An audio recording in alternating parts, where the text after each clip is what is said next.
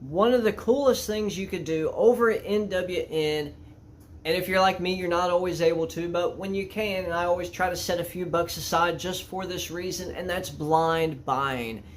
I am so overwhelmed with stuff that I've never encountered before. It doesn't matter when I visit NWN, they are constantly updating the web store. They're just with stuff that, new items, either stuff that they themselves are putting out or distro items that he's getting in from other places.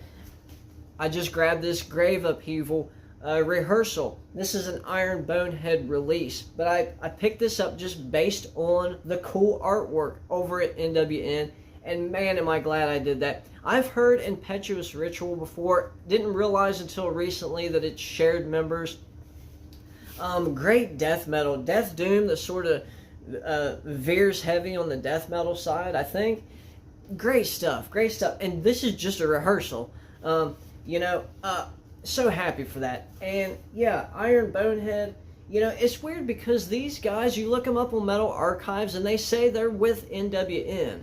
But Iron Bonehead. So I'm not sure about that, but that's another thing about Yosuke is, he works with a lot of these, overseas distros like Iron Bonehead, and just getting stuff in from everywhere.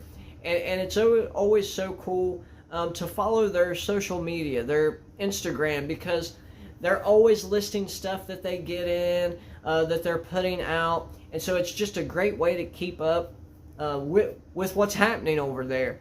And man, it's just very exciting, super exciting. And sometimes he'll just float stuff out there in the ether sphere, and whatever happens, happens. You'll be scrolling on there, and every single album reissued from Grand Belial's Key. What is this stuff that you really don't see it very often? At least I don't. It's crazy. So yeah, when I'm able to, I like to blind buy, and just the surprise, something that I used to feel back in the day, that's special to me. So if I can do it, I like to do that from time to time. I would encourage you to do the same.